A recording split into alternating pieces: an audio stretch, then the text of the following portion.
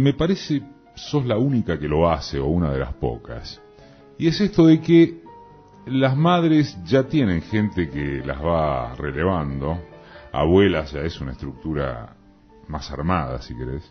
Pero en el caso de los familiares, y vos nada menos como presidenta de familiares, ¿cómo sigue la cosa? ¿Cómo sigue con primos, hermanos, sobrinos de los desaparecidos? ¿Quién los releva a ustedes? ¿Y qué es de la vida de esa gente?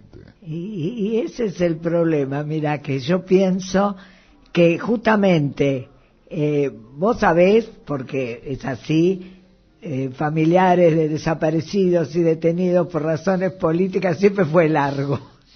Pero también uno de nuestros orgullos, además de la lucha por los desaparecidos, era por la libertad de los presos políticos. De ahí que me tocó a mí la parte de la primera reunión con este gobierno, era hablar de la prisión de Milagro Salas, que estaba, eso en enero del 16. Y bueno, y con los años, y allí fue el primer organismo. Claro. Por lo tanto, se desprendió el primer organismo. Ya de presos había grupos que de familiares de presos políticos que además los iban ya a ver a la cárcel algunos de los detenidos antes del golpe. Bueno, yo, por ejemplo, entré a familiares en enero del 77, después de un llamado de una madre que yo no conocía, Ketty Neujas, de una madre que no estaban organizadas, pero que era por teléfono, que se iban pasando los datos de dónde se podía ir para denunciar lo que estaba pasando. Yo como tenía parientes militares que ya fallecieron, ¿no? Un contraalmirante, mi primo, no había hecho, yo lo recurrí a él primero que todo, y después la iglesia, comisaría, la 19, que es la que me toca a mí, bueno, todo eso, que cada vez más veo cómo estaban los sérpicos allí y cómo se repite la historia. Hoy cuenta quién es un emblema de la lucha por los derechos humanos, o de la lucha a secas. Lita Boitano, la presidenta de Familiares. Familiares. Nunca fue siempre un organismo que cada vez me lo pregunto. Sí. Me enorgullece, por un lado, fue muy político. Sí. Primero porque empezamos a funcionar en la Liga Argentina por los Derechos del Hombre. Segundo porque había políticos, había gente militante. Allí padres, ¿no? Estamos hablando siempre de padres, madres, abuelas, pero abuelas que iban con los nietitos porque les habían matado o los padres de estos chiquitos, o la madre o el padre, o estaban presos. Entonces fue un lugar que cuando yo fui en enero del 77, que me dijeron que había una reunión importante en Corrientes y Callao, sin saber ni piso ni nada, y era el quinto J, que no me lo olvidaré en mi vida, hasta el último día de mi vida, el quinto J, creí que allí estaba la salvación. Mi hija estaba en Brasil y que allí iba a encontrar respuesta por qué había pasado con mi hijo. Y ya estamos hablando de casi un año, porque el 29 de mayo se cumplieron 41 años, el 29 de mayo, y yo estaba yendo en enero del 77, del 76 mi hijo, que lo secuestraron. Esos familiares familiares, o sea, madre, padres, hermanos, tíos, profesionales, la mayoría de las madres amas de casa, yo siempre lo digo, por lo menos del grupo que yo fui conociendo en familiares. Bueno, ahí eso fue con los años, no renovándose, sino justamente creciendo todos, porque nosotros como madres estábamos alrededor de los 43, 45, 47 años. Algunas podían ser un poco mayores, como Cata Guanini, sí, pero fue una maestra toda la vida. Militantes como Mauricio Eisenhal, como la mamá de Teresa Israel, Clara Israel, Lucas Orfanó, y Lilia. Bueno, yo ahí encontré en una mesa como esta, no con micrófono, por supuesto, con una máquina de escribir, una Underwood, no me voy a olvidar nunca, a Lilia Orfanó, a Hilda Velasco, a Lucas Orfanó, que después de atender sus trabajos como plomero venía, y allí me tomaron me dijeron, ¿cómo no hiciste un habeas corpus? Eso, en este momento, con los años, Sí. en este momento, tenemos la triste realidad que de madres, muchas murieron, Obvio. otras dejaron de venir, siempre estamos alrededor de los 84 para arriba, como madres. Cuando se empezó a desmembrar, no fue que se desmembrara, sino que estando allí en familiares, algunas madres pensaron que era un lugar muy político. Yo también lo pensé, porque como mis hijos militaban en la Juventud Universitaria Peronista, estábamos en un lugar muy cercano al Partido Comunista, y yo pensé, para mí, me dije, si no estaría perjudicando a mis hijos en la búsqueda, con ese monstruo que te ponían del comunismo, que no era lo que yo sentía, pero sí, la responsabilidad no era mía, sino yo pensaba por mis hijos, y en este caso por Miguel Ángel. Lita es madre de 2 hijos desaparecidos, Miguel Ángel y Adriana, y una de las primeras integrantes de familiares de desaparecidos y detenidos por razones políticas. Y ahora, familiares, siempre con el nombre en alto. ¿sí? Vos sabés que no usamos pañuelos, no Ajá. porque no lo hubiéramos usado, pero en una oportunidad, y eso me lo dijo a mí directamente Eve, que respeto, es una madre como yo y como todas, me dice, vos no tenés que usar pañuelo porque vos no pertenecés a Madres de Plaza de Mayo. Entonces usamos el pañuelo cuando íbamos a la ronda y después lo fuimos dejando. E hicimos también pañuelos con los muñequitos de familiares, con familiares desaparecidos y detenidos por razones políticas, pero no entramos en el para afuera, para el afuera, como dicen, no entramos en las madres con el pañuelo, pero sí en la lucha y compañera siempre. Entonces, ¿qué te puedo decir? En este momento, como madres en familiares en Riobamba 34, estamos Irma Morresi y Lita Boitano, como madres viejas. Sí. Y tenemos Graciela Lois, que son los militantes que fueron militantes como nuestros hijos, fueron compañeros de algunas de nuestros hijos y que realmente están funcionando en familiares, pero Graciela, que es la mayor, está casi llegando a los 70, los demás tienen un poco menos, pero todo arriba de los 60, trabajan, tienen hijos o tienen nietos, son la mayoría, las que están, son esposas de desaparecidos, y se nos murió Julito Morresi, y realmente tratamos con la ayuda de hijos funciona en familiares, se reúne también en familiares los miércoles a la noche en Riobamba, y se formó en familiares. Claro, la historia de familiares se había enriquecido mucho porque... Pero en el laburo de hijos, en los pibes jóvenes de los familiares, ¿sentís que hay una mística o la propia dinámica de ese laburo que hará subsistir al organismo? Yo espero que sí, con todas las diferencias que puede haber, hasta de etapas, y yo veo una generación también la de 40 y pico, Sí. Bueno, 40 tienen ya los, Sí. los chicos, y un poco más. Competitiva, competitiva, digo, porque es todo competitivo en la sociedad. A mí me asusta eso.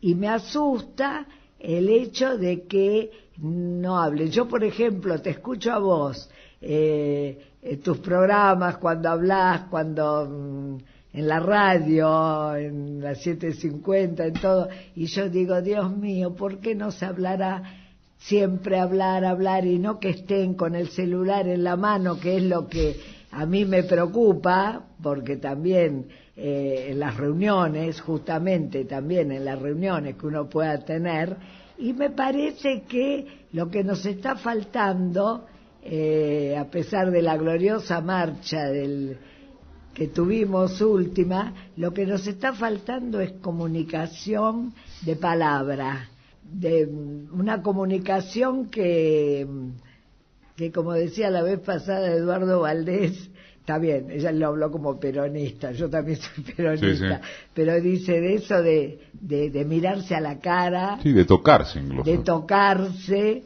y de transmitir lo que uno aprendió, y me dan la razón, pero después la dinámica. Después la dinámica hace de que, y yo entonces pienso, a nosotros nos dio mucha vida que se formara en familiares hijos. Sí. Después, no cabe duda que algunas diferencias, no algunas, de abuelas a nietos, por lo menos las que somos madres, era ya un trato de, mirá, me dejaste desordenado, nos teníamos que quedar al principio hasta la 1 de la mañana para cerrar la casa, lo que fuere. Pero el agradecimiento a esa vida que nos dieron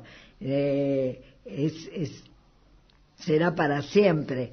Y después vos decís, ¿cómo sigue? Y yo me lo pregunto, Eduardo, me lo pregunto, lo digo todos los lunes que nos reunimos, porque hay días que somos 3.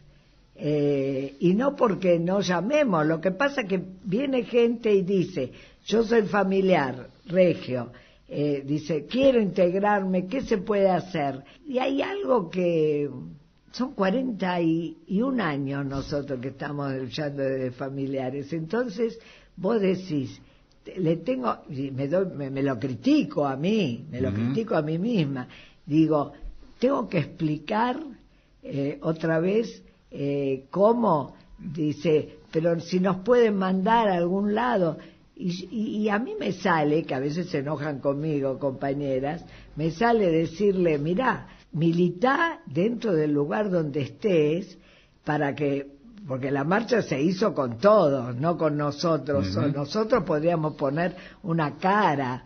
Yo, Eduardo, te lo digo sinceramente, creo que en este momento, con todo lo que se nos respeta y con todo lo que tratamos de hacer en tantos años, porque nuestros hijos se lo merecen, se lo merecían y se lo merecen, y todos los compañeros y toda la lucha, porque creo en eso fundamentalmente, y no que nosotros somos las grandes ni revolucionarias y con todo el respeto a las personas que realmente fueron políticas luchadoras desde la política, que es lo que diferencia a nuestro organismo, y yo creo que a lo mejor el alejamiento de algunos en los años fue también el hecho de que fuera político el organismo, y yo creo que en el fondo, aunque no tuve oportunidad yo ya era viuda cuando desaparecieron mis hijos, y por ahí no tengo interlocutores, salvo compañeros, para decir, yo creo que para mí el enganche que tuve con familiares siempre, y en cambio, por ejemplo, Irma Morresi, si iba a Madres, era lo político, sin darme cuenta, era lo político del organismo, que también me entusiasmó, y lo variado, porque cuando contamos cosas y cuando contamos historias, nos dicen, pero yo no viví esa historia. Y lo que pasa es que nosotros lo vivimos porque preso que salía, preso que pasaba, y por ahí Madres no tuvo contacto con presos.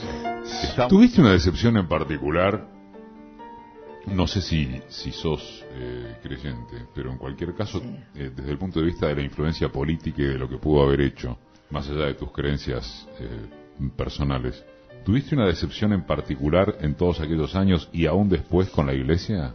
Sí, salvo los compañeros que representaron y que conocí en Puebla, Sí. que conocí, yo creo, la creme de la creme en el Congreso Paralelo. Sí, sí, sí. En el Congreso Paralelo, desde Leonardo Boff, Cardenal. Mira, se me pone la piel de gallina cuando lo recuerdo, porque esa es otra de las cosas que no me quedan por ahí. Marta Bettini, que estaba conmigo, Telma, ya está con un tema de Alzheimer muy fuerte, Marta Bettini también, aunque está en España, y el hecho de con la esperanza con la que fuimos a ver a Juan Pablo, cuando yo llegué a México, ahí ya se había ido él, pero nada, desde ese momento, y antes, porque también antes, porque yo soy católica, Uh-huh. y realmente la fe la conservo, y siempre lo digo, se lo dije a Francisco hace 2 años, y digo Francisco porque yo como Bergoglio no lo podía ni ver, y le dije que agradecía a Dios haber conservado mi fe a pesar de todo, inclusive de él, ¿no?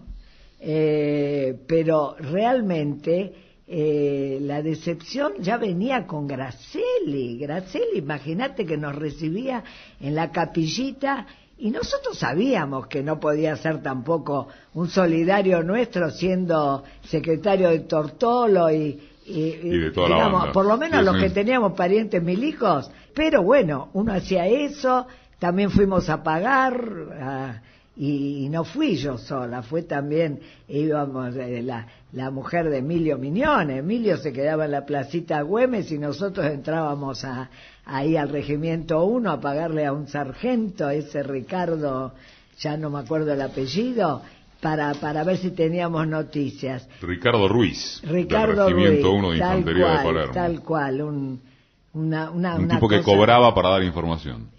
Nos daba un papel que después, por ejemplo, yo le decía a otro familiar, y así me llegó a mí, le decía a otro familiar, mira, si vos le llevas datos, por ahí te da una respuesta. Antes de que él nos la diera a nosotros, yo recibí 2 papeles, sin membrete ni nada, escrito a máquina, donde decía Miguel Ángel Boitano, por ejemplo, Sí. Grupo de Tareas 3, que uno ni sabía, yo ni sabía lo que era eso, y después entonces decía, está, de mi hijo decía, está intranquilo, no, está tranquilo, no, de mi hija decía que estaba que sabía que yo estaría buscando, porque ya sabía de mi hijo, pero Miguel Ángel decía, está la conexión con Montoneros, eso inmediata, y con el grupo de Emilio, que en realidad nosotros conocíamos perfectamente, pero por César Lugones, que era uno de los desaparecidos, y la hija de Marta. ¿Y cuánto Vázquez. tiempo este tipo, así se dice, dio información? ¿Alguna sirvió, No, después se ese fumó? tipo, mira, yo creo que no le sirvió a nadie.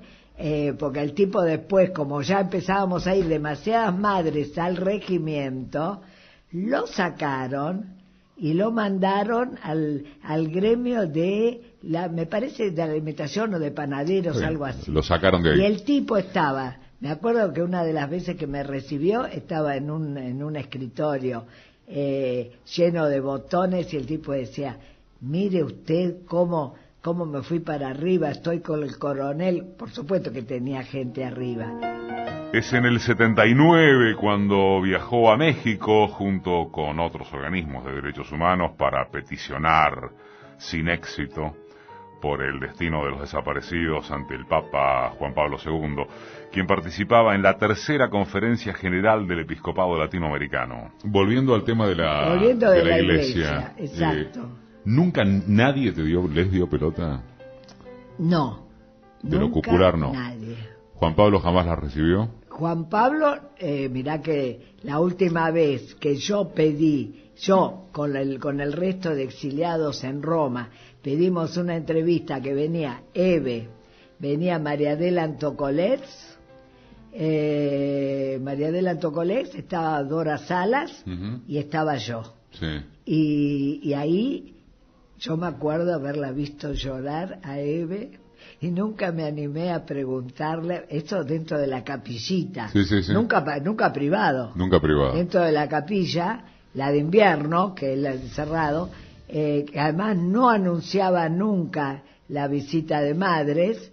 Me acuerdo que esa vez anunciaron que estaba el Benfica, anunciaron que estaba el actor Gregory Peck, qué sé yo, pero de madres nada, y Eve nos dio un rosario, él nos hizo dar por el secretario, el joven ese que tenía al lado, un rosario, y Eve la vi llorando, y siempre me pregunté si lloraba de bronca, que creo más que lloraría de bronca, de odio, que de emoción, porque era un tipo que no me lo produjo Francisco, era un tipo de esa blancura, esa cosa rubia, blanco, porque de blanco están todos cuando se visten de papa, o sea que no es que haya diferencia entre uno y otro.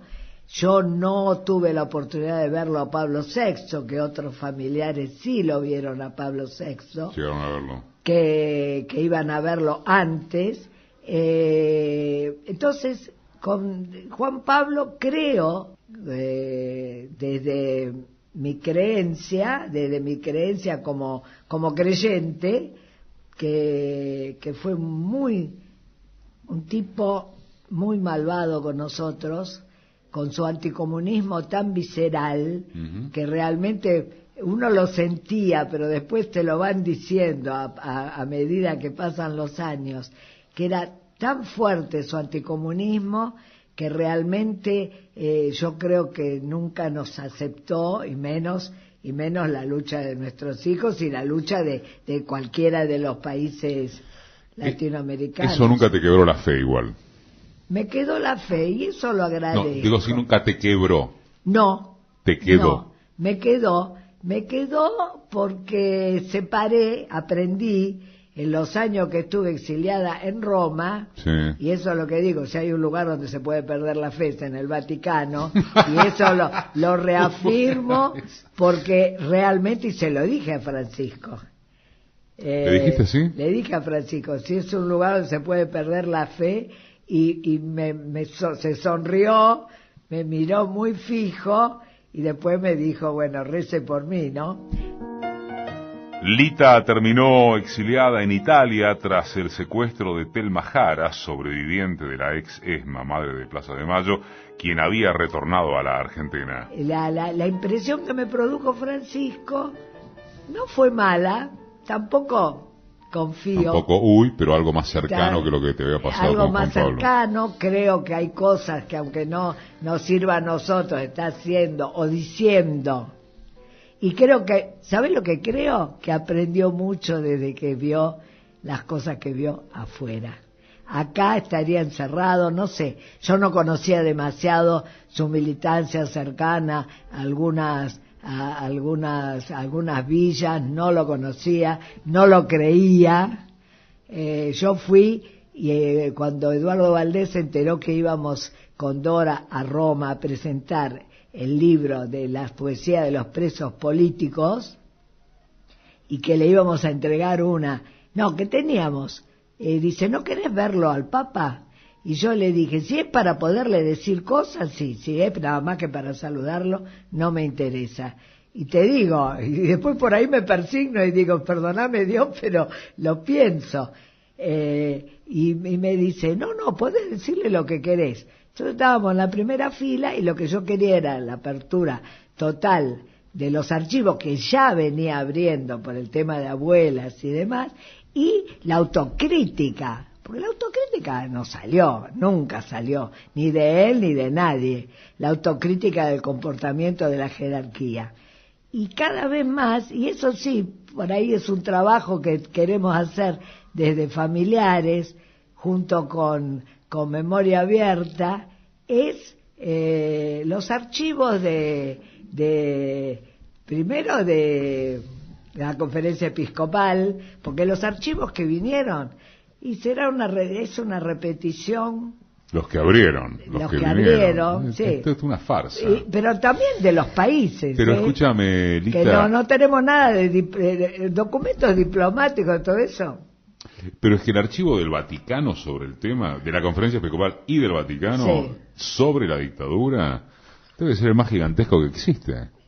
De nombres, yo lo vi el de mis hijos, pero ya en el 79, cuando fui a denunciar el secuestro de Telma Jara, de Cabezas, y ahí fui al Palacio de Justicia y Paz del Vaticano, que está en el Trastevere. Uh-huh. Eso fue a los 2 días de llegar a Roma. Yo creo que debe haber sido el 4 o 5 de mayo del 79. Del 79. Y entonces me presento para denunciar eso, porque me dijeron que tenía que ver al doctor Philibek, un laico, y ahí me dice el tipo, dice, ¿usted tiene desaparecidos? Sí, mis 2 hijos y mi sobrino. Entonces me pide el nombre, le habla a un secretario y viene con las fichas de esos ficheros de hierro, esas duras, y decía mi nombre, Ángela Paulín de Boitano, madre de Miguel Ángel Boitano, desaparecido el 29 de mayo del 76, Adriana Silvia Boitano, porque mi cuñada no había hecho a la iglesia la de mi sobrino, y el nombre de mi hijo, o sea que no estaba mi sobrino. Entonces yo también se lo dije a Francisco, pero eso yo no vi en la ficha que dijera nada que tuviera que ver con el campo de concentración donde habían ido, nada de eso yo vi en esas fichas. Pero los otros días, casualmente, el padre Bresci, que estuvo hablando, no me acuerdo en cuál de la radio, si en la 750 o cuál, no me acuerdo, y estaba diciendo que es lo que pensamos que tenemos que hacer, los archivos de las iglesias de acá, inclusive, porque todo lo que sucede en cualquier iglesia y en toda época de la vida se guarda, está escrito. Ponele que te lo den o no te lo den. Eso por un lado. Por otro lado, estamos también persiguiendo de alguna manera, y le escribimos desde familiares, firmado por mí, al vicario castrense, al nuevo vicario castrense, que no sabemos para dónde va. Después que vinimos de Italia, tuvimos una relación más o menos buena con el obispo Malfa, el de Chascomús, en la conferencia episcopal, el segundo de Arancedo. Pero, ¿qué querés que te diga? Es Ángela Catalina Paolín de Boitano, Lita, la presidenta de familiares de desaparecidos y detenidos por razones policiales. Vos enviudaste muy joven, te casaste muy joven, vos tenías 19, tu marido 30. Sí, yo a los 20, y mi marido cumplió 31 cuando nos íbamos a Bariloche. Bueno, enviudaste muy joven, tuviste que criar a tus pibes vos. Sí. Después desaparecen tus hijos con una diferencia de un año. De un año casi. Miguel Ángel en el 76. Sí, Adriana en el abril 77. del 77. Y entonces uno imagina que no hay otra forma de definir a tu vida como una vida de lucha permanente. Permanente, una entrega. En algún momento, necesariamente, además de admirar esa lucha y esa fuerza que tuviste y que tenés como emblema de la lucha por los derechos humanos, pero en algún momento uno necesariamente se pregunta, Bueno, y estas gigantes como vos, Lita, ¿con qué se divierte? ¿Con qué tuvo algún cable a tierra? ¿Con qué se pudo sustentar que no fuera solamente la lucha? ¿O siempre fue solamente la lucha? No. Digo, la crianza sola de o prácticamente sola de tus hijos, la desaparición. A Adriana ves cuando la secuestran incluso, con todo lo que eso supone como fantasma que te puede alcanzar recurrentemente. El exilio, los curas que no te dan pelota, el primo almirante que tampoco jamás te dio pelota. Digo, ¿en qué momento te agarrabas de qué para seguir? ¿Se entiende? Se entiende. Lo de gigante, no. Una No compañera seas más de todas. Mirá. Bueno, a ver, la presidenta de Familiares, fundadora de pero Familiares, la persona que logró... Tuvimos grandes maestros. Bueno, está bien. Soy la hija impulsora de del juicio. Soy hija de italianos. Bueno, pero volvamos a la pregunta. Mi mamá fue una luchadora, también no tuvo una vida fácil conmigo, chiquita. Bueno, yo tampoco conocí a mi papá. Mi vida está muy ligada a las desapariciones. Mi marido de muerte natural, pero otras cosas, yo creo que podía ser carne de diván, pero no, nunca me analicé. Yo amo la vida, Eduardo. ¿Por qué? No lo sé. Amo la vida y creo... Yo crecí con mis hijos esos 8 años entre que murió mi marido, que nos quedamos los 3, yo tenía mis padres, mi mamá y mi padre, el segundo marido de mi mamá, y 2 hijos divinos como todos, muy buenos estudiantes. Seguramente yo creí que era una madre muy perfecta, cosa que estoy segura, y algunos compañeros por ejemplo Graciela Loy, que fue compañera de facultad de Miguel Ángel, me dice, sí, vos decís que tu hijo estaba muy contento, todo lo que pasa es que no podían hablar porque vos eras una autoritaria. Y sí, me di cuenta, por eso te digo que soy hija de italianos, porque evidentemente mi generación, o yo, Mandatuti era. Sí. Mandatuti era. A veces hasta dije, la flauta, qué represora, comparando con ahora. Pero amo la vida y, como vos evidentemente tenés un enfoque claro de mi vida, aparte de la lucha, en la lucha. Sí. En la lucha. Con compañeras, en familiares, que esa es otra cosa que también se la estamos contando, porque no queda gente, y los chicos, por supuesto, no habían nacido, los hijos, y le decimos, ¿vos sabés que nosotros festejábamos los cumpleaños en familiares al principio con la gente de la liga? Estaba hablando del año 78, Eduardo. Una vez por mes, porque era nuestra familia, porque por razones de miedo del resto de la familia, cada uno tiene una historia diferente de nosotros, ¿no? Pero por ejemplo en mi caso, yo primero había ido con la novia de mi hijo, habíamos recorrido varias casas de mis cuñados, y por ahí inclusive te digo, yo mi primo lo vi varias veces, nos encontrábamos y yo nos veíamos en confiterías así para ver si había alguna novedad. Después con tu primo el contraalmirante. Exacto, con los años, cuando él le hicieron causa y él murió estando en arresto domiciliario, yo lo iba a ver.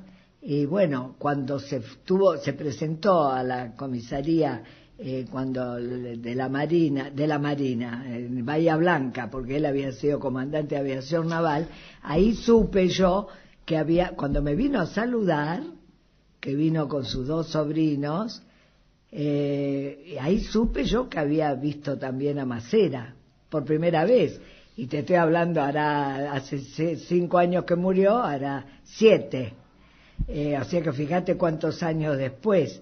Entonces yo tengo que creer, si no después del problema de conciencia de él, si dijo que lo había visto, que no le dijo nada, y hasta pienso que los podían haber matado a lo mejor antes, cuando iban a ver estos fulanos a los capos. Y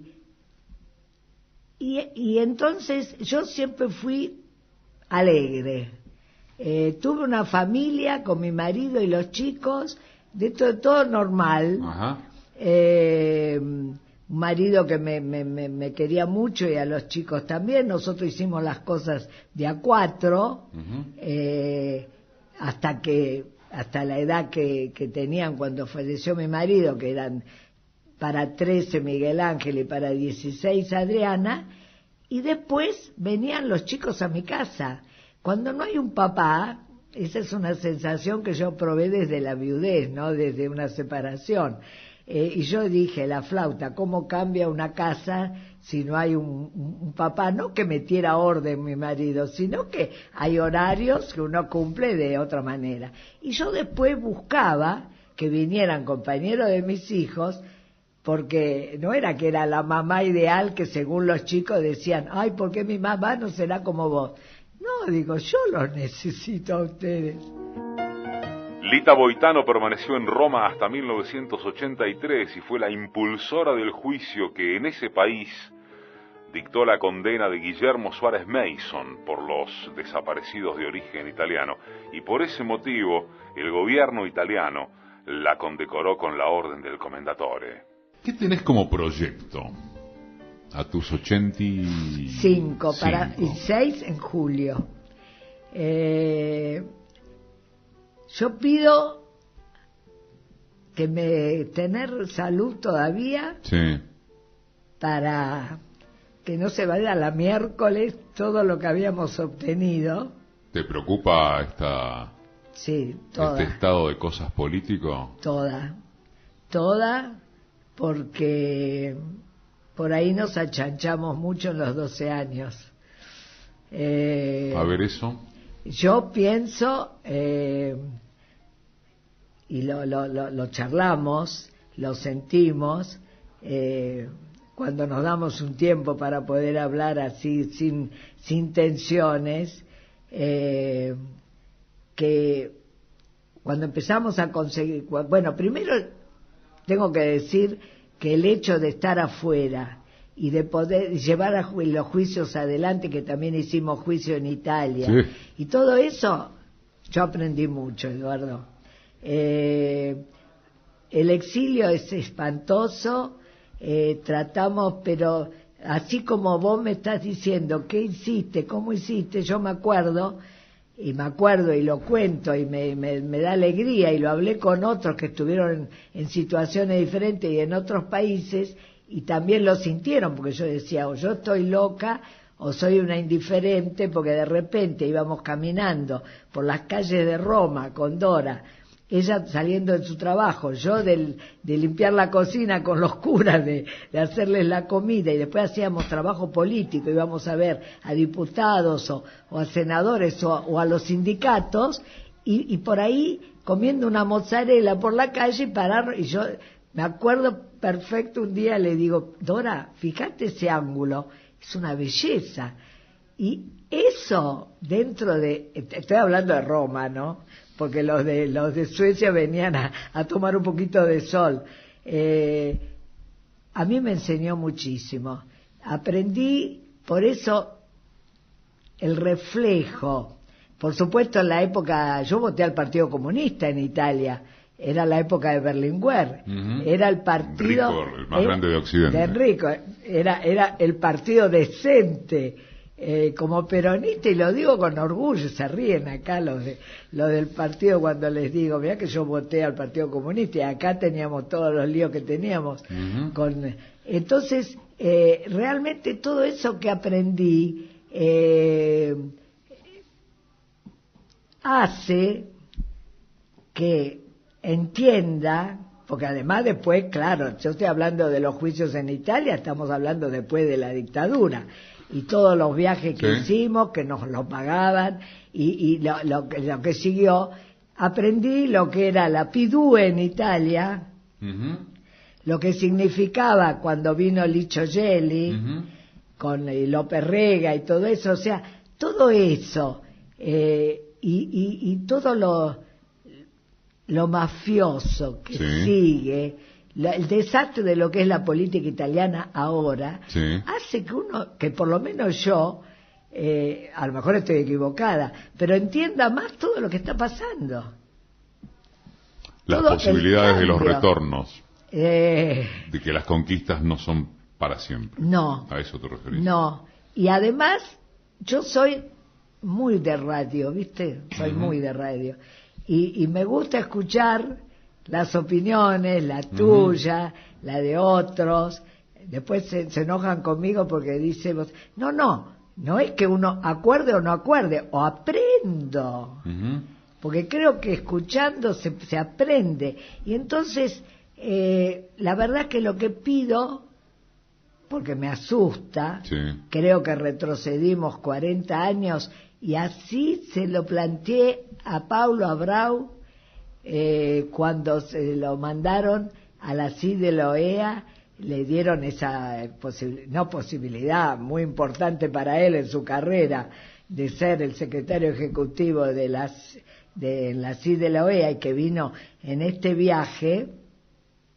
Y resulta que ese día que se iba, que estaba él en el Mercosur, allí el edificio dentro de la ESMA, pues yo no le digo ex-ESMA porque me parece muy largo, yo directamente le digo ESMA, y me dicen dos compañeras, vení que te lo presentamos porque es muy agradable, y ahora se va. Y acababan de tener prácticamente a Milagros, entonces él, que no me conocía, pero le dice a la presidenta familiar esa bambolla que a mí no es que me duela, pero me da risa, no puedo asumir, yo creo que somos todos compañeras iguales, y entonces me dijo que dijera algo, y yo le dije que no estaba Bruce, pero estaba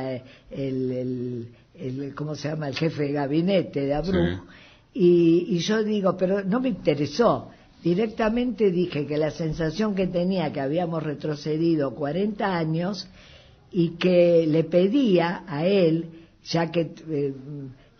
porque al retroceder 40 años volvía otra vez a pensar que todas las cosas que habíamos hecho hace 40, 39, 28, o sea, las denuncias a las Naciones Unidas, a la CID de la OEA, a Amnesty International, que eran casi clandestinas, porque mandábamos las cartas a Amnesty y tratábamos de que las llevaran en mano, porque por ahí las paraban en el correo, o íbamos al correo central. Entonces le dije eso, que después hizo que me le escribiera en una pizarra, porque él decía pongan frases, y viene una chica de su equipo y me dice, señora, ¿por qué no pone eso de retrocedimos 40 años y pongo por la memoria, verdad y justicia? Y ahora él se acordó cuando vino, que nos vio, y dice, lo tengo en la memoria. Pero ¿a vos te parece volver otra vez a denunciar todo lo que está pasando? Entonces, en proyectos yo diría, y esa es otra que tampoco no tengo la capacidad para ni siquiera para aconsejar. Yo creo que estamos en un periodo constitucional, como dice Tati, ponele, democrático. Las cosas no estamos en dictadura. Por lo tanto, eso también tenerlo presente, que uno no es que uno no cierra los ojos hasta que no vuelve, por lo menos en algunos lugares de la capital, porque lo que me cuentan de lo que está pasando en las villas y todo ahora y en otros lados es espantoso. aparte del no trabajo y todo eso. Entonces, ¿qué estrategias tener ahora para la lucha? Lita Boitano, desde 2011, destacada como personalidad de los derechos humanos por la legislatura de la ciudad de Buenos Aires. Vos hablás del retroceso de 40 años, pero ¿no te energiza por lo menos la faz de resistencia que hay? Sin ir más lejos, la marcha contra el 2x1 objetivamente fue una de las más numéricamente importantes y emocionalmente, si se quiere, impactantes de la historia argentina, y finalmente tuvieron que retroceder. Entonces es un retroceso demasiado grande, pero a la vez todavía hay una minoría intensa que resiste. ¿Eso no te parece que les pone un freno? ¿O estás más deprimida por lo otro, por el retroceso institucional? No estoy negativa. Pero, o negativa, esa es mejor palabra. No estoy negativa. Pero, por ejemplo, ayer tuvimos la reunión que tenemos cada 15 días, que somos 14 organismos, 13 en este momento. Y hay cosas que, por ejemplo, con los juicios, que no avanzan. Entonces uno se pregunta, claro, siempre eso en el tema nuestro, muy particular, que no es el ombligo del mundo, sigo diciendo, no es el ombligo del mundo. Y entonces lo de la marcha fue una bocanada, pero extraordinaria. Yo creo que más de lo que nosotros vivíamos arriba en el palco, por lo que, pero yo misma en el barrio, y te vi, significaba estaba, porque además me decían estaba en la marcha, cosa que es el barrio donde vivo, ahí al lado de Radio Mitre, realmente es horrible desde ese lado militante, para nada o poco, o no se visualiza. Pero entonces no quiero ser negativa, pero ayer en la reunión era realmente lo de Campo de Mayo está parado totalmente, hay 20 juicios empezados que no funcionan. Por otro lado, algunos sobrevivientes, pobrecitos, que es como si vale la pena seguir testimoniando. No digo los clásicos que tuvimos siempre, sino otro, porque ojo que cada día se saben más cosas. Eso es lo entusiasta también de según las fiscalías y según los abogados, realmente. Por otro lado, antropólogos que no están recibiendo la ayuda que necesitan, y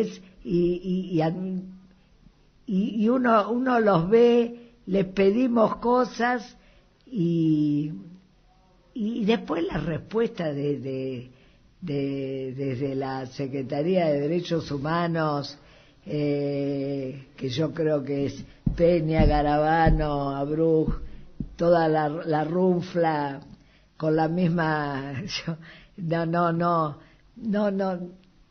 como además no se están presentando en ninguno de los actos últimos que estamos haciendo, así que ni siquiera la oportunidad de poder tete a tete, porque yo no es que uno falte al respeto, pero tampoco me pienso privar si tengo oportunidad, porque ya a Bruch lo conocíamos del Parque de la Memoria, que tuvimos una relación en los años que él fue secretario de Derechos Humanos en la ciudad, más o menos pero eran discusiones sobre el Parque de la Memoria. Fíjate, el Parque de la Memoria tiene, porque es una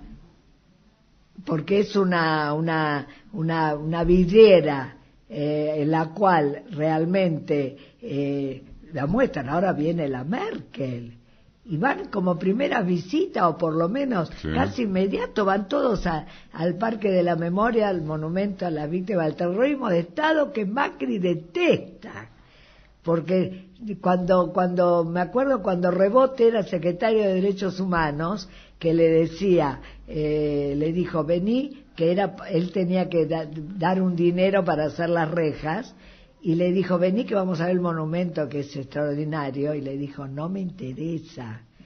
Y yo eso se lo repito a todos los secretarios que vinieron después, se lo dije a Garabano, dice no lo puedo creer, se lo dije a Peña y se lo digo también a los presidentes esos que vienen.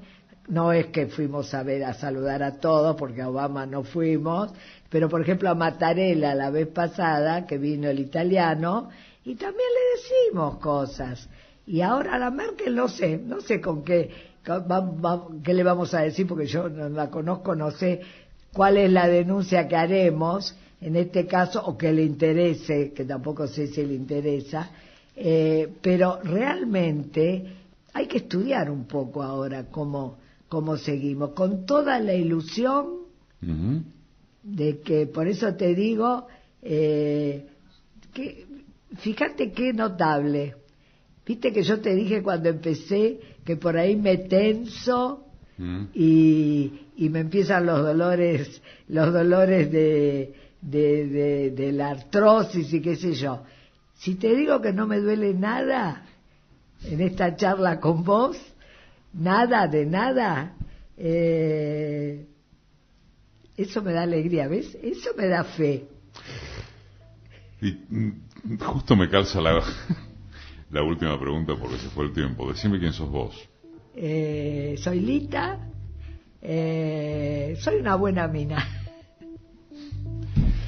Lita Boitano.